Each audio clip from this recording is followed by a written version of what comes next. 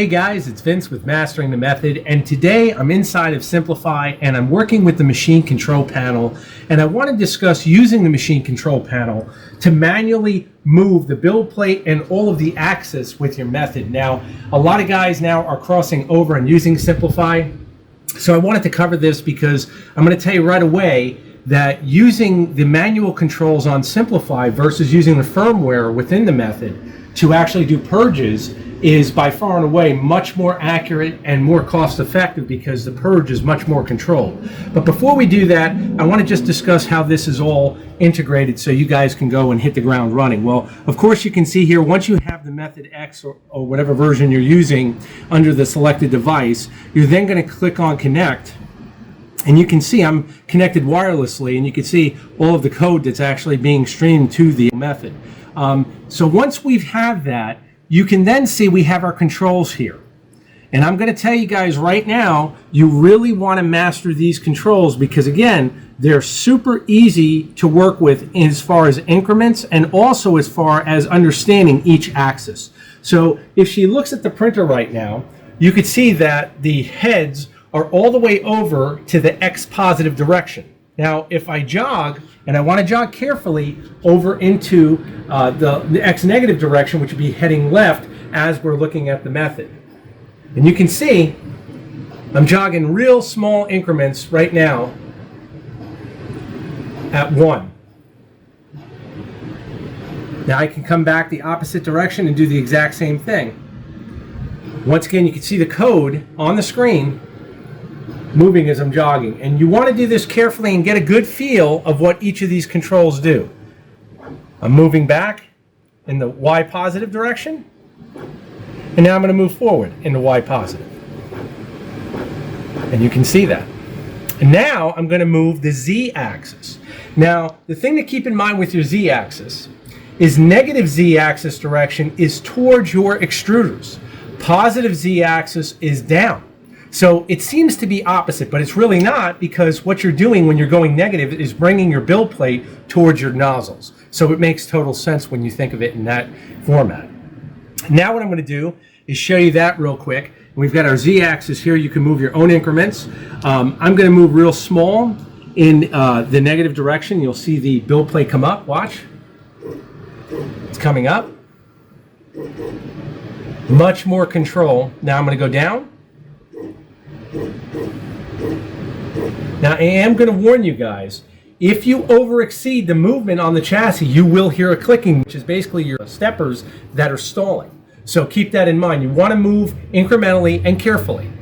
We don't want to instigate a crash naturally, so pay close attention to what you're doing. So now I'm going to show you a purge that's controlled using the machine control panel versus what the method does. Now, you all have used the method and you understand that when you purge, it's within the firmware to go through a complete cycle, and it's a longer cycle.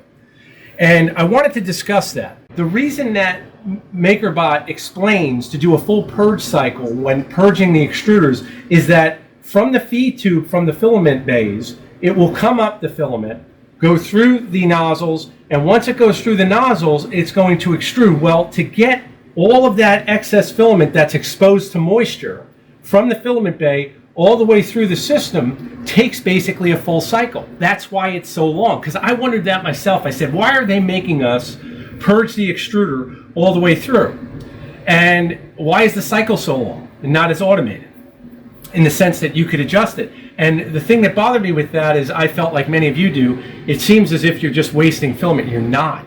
What you're actually doing is clearing that excess filament, once again, that's preloaded, where the filament is coming up and just sitting in the tubes for as long as the printer is not in use. And the longer the printer is not in use, the more humidity penetration we have. And when we have that humidity penetration, that's when you'll see it in your filament.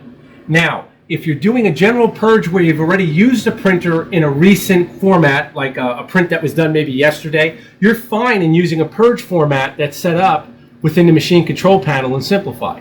So right now I'm going to show you exactly how we get over there. We got accessory controls. We're going to click on it. And you can see active tool head 0 or 1. Naturally, I'm going to select 0. And if you want to do a purge, it's going to be a total manual process. You're going to set up, right now I'm running ABS rapid rinse, it's 235.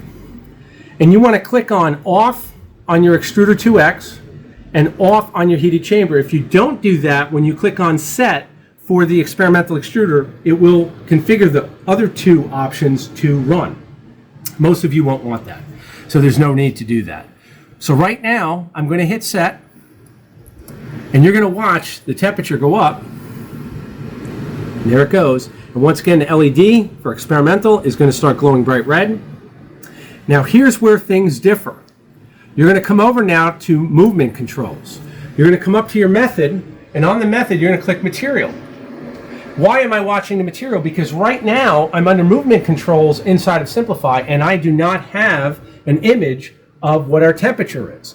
This allows me to manually watch the temperature, and once it hits the temperature that we want, we will purge the extruder. And you can see right here where it says extrude. You could do 100%, 10%, 1.1. We're going to do 100. You can see I'm almost there. Let it bottom out, and you'll notice the extruder is not doing anything. It'll hit the top temperature and just sit there. Now I'm going to release filament. Here comes the purge. A very, very easy cycle. Now, once again, this is a 100% purge cycle through Simplify. You'll see it stop. Much shorter, typically, than what you see done with the method's firmware built-in purge.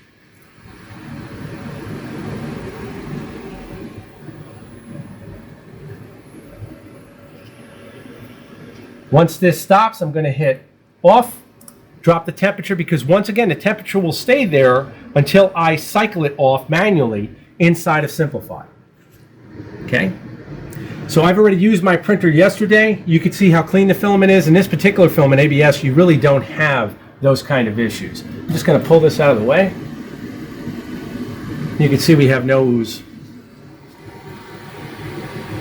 I'm sure you guys watched that video I made on working with ABS Rapid Rinse so that you can configure it using the temperature manual settings and purging to get basically no ooze and a perfect print. Now what I'm going to do, and this is where you really want to pay attention, we have our Extruder 2X and we are running Rapid Rinse material.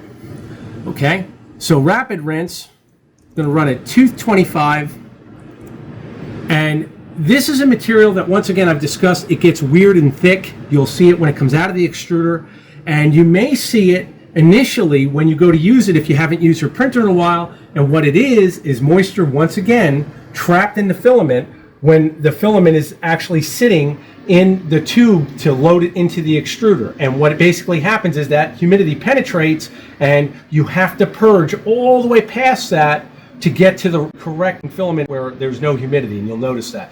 This, I'm hoping, doesn't have any in it, but we'll find out now. I'm going to set the temperature the same way. I'll set the heated chamber to off. I've set it to 225, which is the temperature I use. I'm going to set it. Now you'll see this extruder start climbing. There we go. You can see Extruder 2X. Now it's going to glow red. And now we're going to go back over to our movement controls, because that's where we have extrude. And we're going to just leave it on the screen, once again, with our filament so we can see the temp on our filament.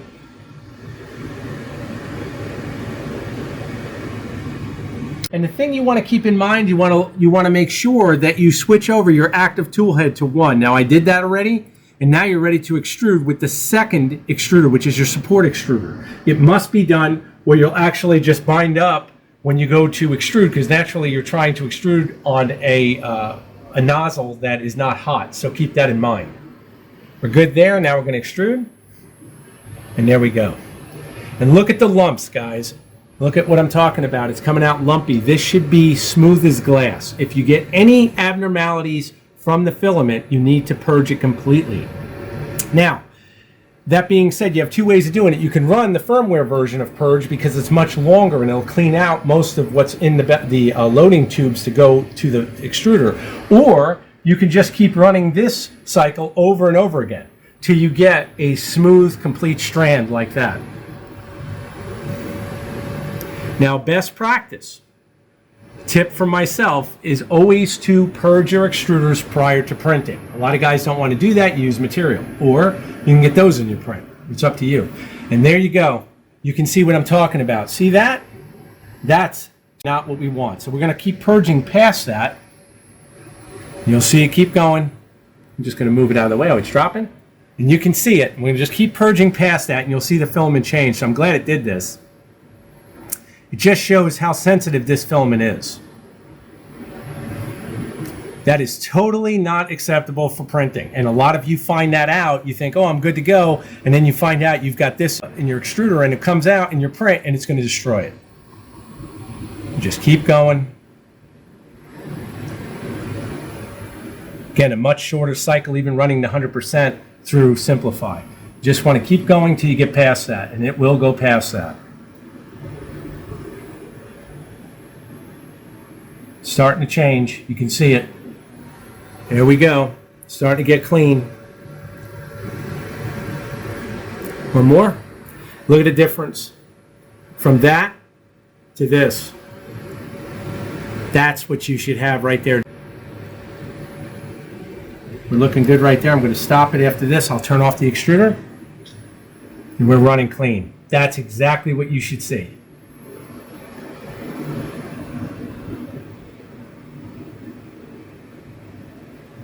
Drop in temperature now because we turned the extruder off. We're going to switch back over to tool 0, which is the standard setting for this as far as default. So we're good. And everything is good. And I'm going to let this cool just a second, and I'm going to show you this once again because I've covered this previously, but now you've seen it yourself, and I'm sure many of you have experienced it. You have to pay attention to everything about this system. It is totally... You have to pay attention about everything with this system. Everything with it is done for a reason. Whether or not you understand it is always the key, and that's why I'm trying to bring this stuff to light, because it took me a while to figure it out, and now I figured it out.